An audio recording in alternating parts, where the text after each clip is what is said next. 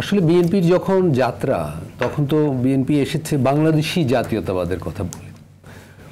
পরবর্তীকালে দেখেছি অনেকে বাংলাদেশি জাতীয়তাবাদকে বাঙালি জাতীয়তাবাদের নীতিকরণ হিসাবে বা পাল্টা হিসাবে দেখতে চান। আমি ওভাবে দেখতে চাই না। আমার মনে হয় এটা হলো বাংলাদেশি জাতীয়তাবাদের ধারণাকে একটু সংকীর্ণভাবে দেখা। আসলে এইটা হয়েছিল তখনকার বাঙালি জাতীয়তাবাদের আরেকটা সম্প্রসারণ।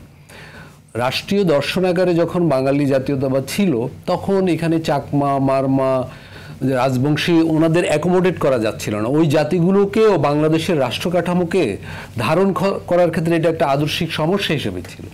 সেই জায়গা থেকে জিয়াউর রহমান সাহেব বাংলাদেশি জাতীয়তাবাদের ধারণা নিয়ে আসেন। এই অর্থে এটা ওইটার একটা সম্প্রসারণ। এবং উনি রাষ্ট্র দর্শনের পাশাপাশি দল গঠনের ক্ষেত্রেও উনি ক্ষমতায় থেকেই দল গঠন করেছেন, এটা আমরা জানি। কিন্তু দল গঠনের ক্ষেত্রে উনি যেটা করেছিলেন যে ডানপন্থী, বামপন্থী, মধ্যপন্থী সবাইকে একটা অন্তর্ভুক্তিমূলক ওই রাষ্ট্র দর্শনের মতোই একটা দলের কাঠামোতে নিয়ে আসা। বিএনপিতে মশিউর রহমান জাদু মিয়া, ক্যাপ্টেন আব্দুল হালিমের মতো প্রগতিশীল মানুষ ছিলেন, আবার শাহ আজিজের মতো প্রাক্তন মুসলিম লীগের মানুষ ছিলেন, ওবায়দুর রহমান, আনোয়ার হোসেন মঞ্জুর মতো তরুণ আওয়ামী লীগ ঘরানার মানুষ ছিলেন, রসরাজ মণ্ডল, সুনীল গুপ্ত সংখ্যালঘু সম্প্রদায়ের মানুষ ছিলেন। ফলে ওনার মধ্যে অ্যাপ্রোচে একটা অন্তর্ভুক্তিমূলক ব্যাপার ছিল, সেটা রাষ্ট্র দর্শনের ক্ষেত্রেও এবং দল গঠনের ক্ষেত্রেও। এবং আরেকটা বড় ব্যাপার যে উনি যেটা করেছিলেন, দলে যখন কেন্দ্রীয় কমিটি গঠন করেন, আমি পড়াশোনা থেকে যেটা দেখেছি প্রায় 40% ছিলেন পেশাজীবী যারা রাজনীতি করতেন না। কারণ জিয়াউর রহমান সাহেব হয়তো উপলব্ধি করেছিলেন দেশ গঠন করতে হলে আসলে বিভিন্ন পেশার দক্ষ মানুষদের একটা রাজনৈতিক পরিমণ্ডলে নিয়ে আসা দরকার। তো ওইটাও উনি একটা আজকে যে 24-এ আমরা যে অন্তর্ভুক্তিমূলক দর্শনের এটা জিয়াউর রহমান সেটা তখনই ভেবেছিলেন কিছুটা ওনার এগুলো, কিন্তু এর একটা আবার নেতিবাচক পার্শ্বফলও ঘটেছে, সেটাও আমরা ইগনোর করতে পারি না। সেটা হলো উনি যখন লেফটের সাথে রাইট দক্ষিণপন্থী শক্তির অনেক প্রতিনিধিকেও নিয়ে এসেছিলেন এবং উনি তো বেশি দিন ছিলেন না। পরে যে বিএনপি যখন বিভিন্ন সময় আন্দোলন সংগ্রাম করেছে, যেমন গত 15 বছরও তারা যে আরও আন্দোলনের প্রয়োজনে হয়তো যেই সব জোট গঠন করেছে, যেমন আপনি বললেন যে 91 তারা যখন ক্ষমতায় আসে তারা যে জোট সরকার গঠন করে, সেখানে যেই ডানপন্থী শক্তিগুলো ছিল, ওই জিয়াউর রহমানের ওই উদ্যোগের পর থেকে ডানপন্থী শক্তিরও একটা পুনর্জাগরণ কিন্তু ওই অন্তর্ভুক্তিমূলক অ্যাপ্রোচের পার্শ্বফল ঘটেছে। এটা ঘটতে ঘটতে এখন এমন জায়গায় গেছে, এখন কিন্তু সেই সব শক্তি বিএনপিকে চ্যালেঞ্জ করছে, বিএনপি এখন তাদের প্রতিদ্বন্দ্বী হিসাবে দেখছে। ফলে আমি বলবো এই বিএনপির রাজনীতিতে একটা পুনর্ভাবনা, এটাই হলো এখনকার একটা চ্যালেঞ্জ। অতীতে তারা কোনো ভুল করেছে কিনা এই ক্ষেত্রে সেইটা পুনর্মূল্যায়নের একটা দায় কিন্তু বিএনপির সামনে চলে এসেছে। আরেকটা আমি বলবো যে বিএনপির বর্তমান চেয়ারপারসন একসময় বলেছিলেন যে বিএনপি হলো ডানের বামে, বামের ডানে।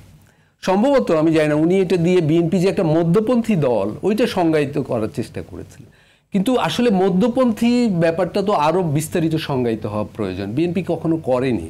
এবং এই না করার কারণে আজকে যেটা দেখি বিএনপি একটা সংকটে আছে, সেটা হলো বিএনপি কি কোনো দল না গণসংগঠন, সেটা বোঝা কিন্তু মুশকিল। দেখুন, দলের একটা বৈশিষ্ট্য থাকে গণসংগঠনে। গণসংগঠনে মনে করেন সাংবাদিকদের একটা গণসংগঠন, যে কোনো আদর্শের মানুষ এখানে যুক্ত হতে পারে, মূলত পেশাগত স্বার্থে গণসংগঠন গড়ে ওঠে। দল কিন্তু অনেক শৃঙ্খলার ব্যাপার এবং দলে নৈতিকতার ব্যাপার আছে, দলের রাজনৈতিক লক্ষ্যের একমুখিতার দরকার আছে, দেশকে এগিয়ে নেওয়ার দক্ষতা এবং দলকে এগিয়ে নেওয়ার দক্ষতা গুরুত্বপূর্ণ, নৈতিক শক্তির দক্ষতা। সেই সংকটে কিন্তু বিএনপিকে আমরা দেখছি, বিএনপির সম্প্রতি প্রতিনিয়ত প্রতিদিনই কিছু না কিছু লোককে নৈতিকতার সংকটে বা দুর্নীতির কারণে বহিষ্কার করছে। এটা এক ধরনের সংস্কার, কিন্তু এটা তো এক ধরনের নেগেটিভ সংস্কার। দল হিসাবে গড়ে তোলার যে ব্যাপার, যেই চ্যালেঞ্জ এখন বিএনপির সামনে এবং বাংলাদেশের সামনে, 19 দফা যদি জিয়াউর রহমান সাহেবের 19 দফার কথা বলি, পরবর্তীতে বিএনপি আরও 31 দফা দিয়েছে, এগুলার আলোকে যে একটা শক্তিশালী দল হিসাবে আবির্ভূত হওয়া এবং দেশকে এগিয়ে নিয়ে যাওয়া নতুন সময়ে, সেইটা আমার মনে হয় বিএনপির এখন মনোযোগ দেওয়ার ব্যাপার আছে। এখানে আমি আরেকটা ছোট উদাহরণ দিতে চাই। দেখুন, বিএনপির বয়স তো আপনি বললেন 47 বছর। আমাদের এই অঞ্চলে দুটো পুরনো দল আমি বলবো, আরএসএস ভারতের 100 বছর হয়েছে তাদের এই সম্প্রতি, চীনের কমিউনিস্ট পার্টির 100 বছর হয়েছে। এই দুটো পার্টি এই অঞ্চলের একটা পুরনো পার্টি। চীনের এই পার্টির অধীনেই কিন্তু চীনের এই অর্থনৈতিক পরাশক্তি হয়ে ওঠা। চীন এখন বিশ্বের দ্বিতীয় শক্তিশালী অর্থনীতি। ভারতে আরএসএস এর অধীনে ভারত এখন চতুর্থ বড় অর্থনীতি বিশ্বের।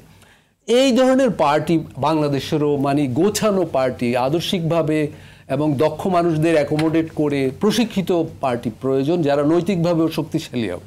বাংলাদেশের সামনে তো 24-এর অভ্যুত্থানের পর বৈষম্য বিরোধী, অর্থনৈতিকভাবে সমৃদ্ধ একটা দেশের কিন্তু তাগিদ তৈরি হয়েছে।